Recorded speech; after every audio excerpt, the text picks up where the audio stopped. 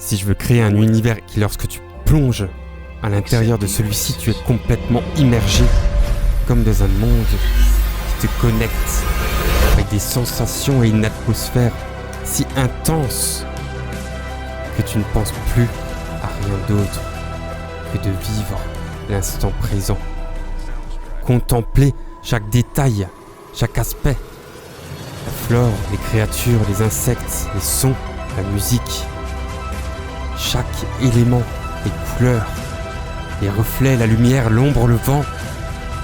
Tout doit t'amener à vivre une symbiose réelle avec l'environnement dans lequel tu te trouves, comme si tu faisais partie, comme si tu étais vraiment dans l'univers que je crée.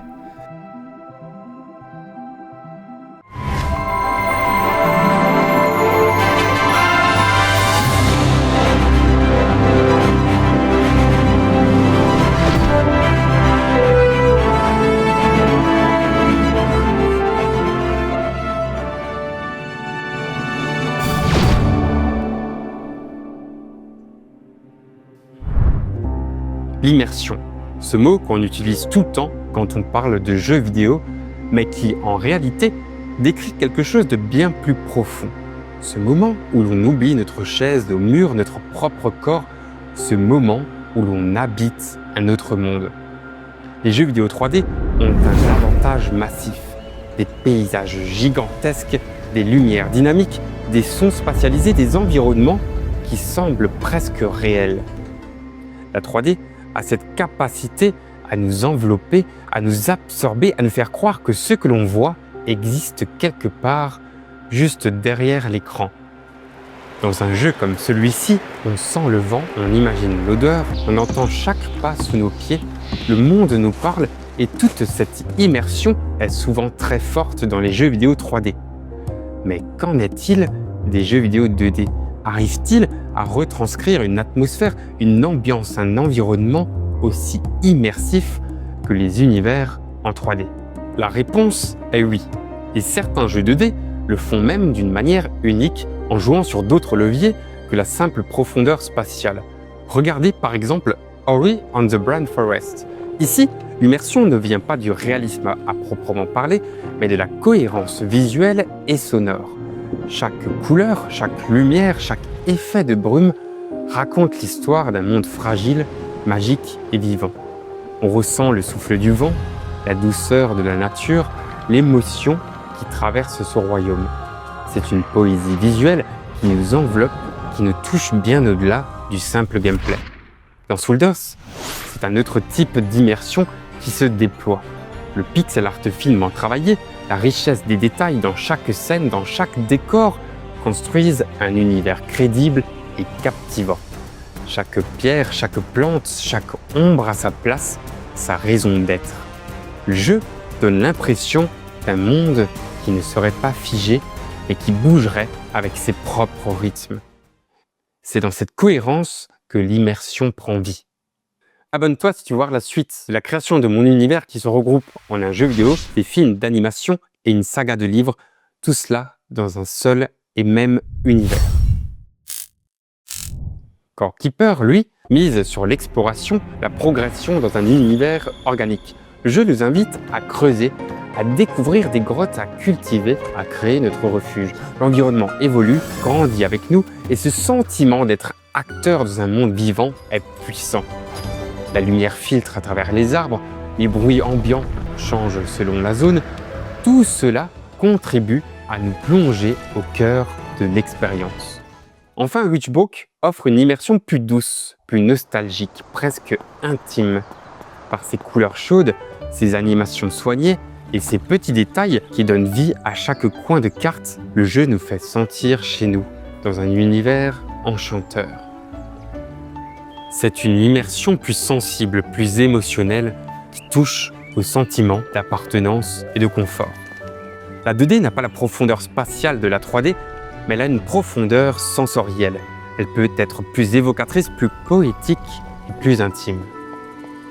Et ce qui est fascinant, c'est que cette immersion 2D ne repose pas sur des modèles complexes ou sur des effets techniques sophistiqués. Elle repose sur des éléments simples, mais pensés avec soin. La texture d'un sol, la couleur d'une pierre, le mouvement délicat d'un brin d'herbe qui danse au vent, un petit reflet de lumière au bon endroit, une animation discrète qui attire l'œil sans jamais le brusquer, ce sont souvent ces détails modestes et presque imperceptibles qui ancrent un joueur dans un monde.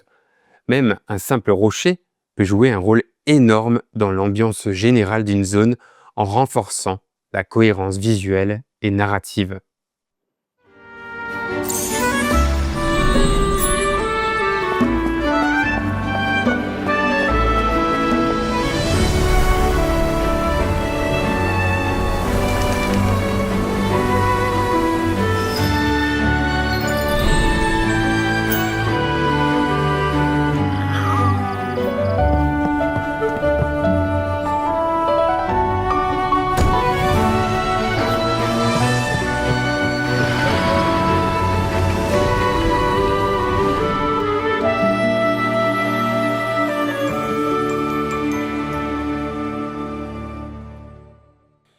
Quand je travaille sur mes propres assets, comme ce rocher, je ne cherche pas seulement à dessiner quelque chose de joli, je cherche à créer un élément qui raconte une histoire, un fragment de mémoire, une pierre qui a vécu, qui porte les traces du temps, de l'usure, qui possède une texture, une couleur, une présence propre.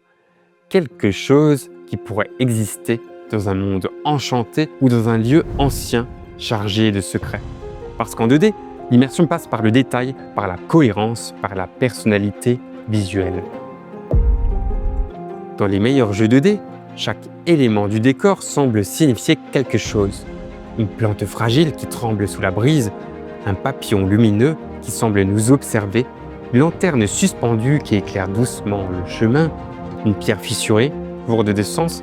Et c'est quelque chose qu'on oublie souvent. Le décor n'est pas qu'un arrière-plan, qu'une toile posée là, sans autre but. C'est la première couche narrative du jeu. C'est lui qui pose le ton, l'ambiance, le climat émotionnel. Il raconte silencieusement une histoire, invite à la contemplation, donne de la vie au monde. Quand je crée mes rochers, c'est exactement pour ça. Ce ne sont pas des éléments jetés au hasard sur une map pour remplir un vide. Je veux qu'ils participent à l'ambiance générale, qu'ils renforcent le style artistique, qu'ils soient cohérents avec le monde que je construis. Parce que si un rocher, une herbe, un arbre, une maison, tout parle le même langage visuel, alors l'immersion naît naturellement, sans qu'on ait besoin de milliers de polygones ni d'effets spectaculaires, juste par la force du détail et de la cohérence. Et c'est ça qui est magique. La 2D peut devenir aussi immersive que la 3D, mais avec des moyens différents, plus artistique, plus subtil, plus humain. Ce n'est pas la même immersion que la 3D spectaculaire, mais une immersion plus intime, plus sensible, plus personnelle. C'est le sentiment que le monde a une cohérence interne, qu'il respire, qu'il raconte quelque chose même quand rien ne bouge, même quand le silence règne. Et c'est exactement ce que j'essaie de créer pas à pas, rocher après rocher, texture après texture, couche après couche. Alors oui, la 3D impressionne avec ses dimensions, ses effets, sa grandeur. Mais la 2D touche à une partie de nous, quelque chose de plus intime, de plus artisanal, de plus poétique. C'est ça que j'aime dans le processus. Prendre un simple rocher, une simple herbe, un simple bout de sol et essayer de donner une vie, un caractère, insuffler une âme. Parce que c'est ça, au fond, l'immersion. Ce n'est pas la complexité, ce n'est pas la prouesse technique, c'est un frisson. C'est ce murmure presque invisible qui donne l'impression que le monde, là, derrière l'écran, continue de vivre même quand on le quitte. C'est la sensation que ce monde existe vraiment.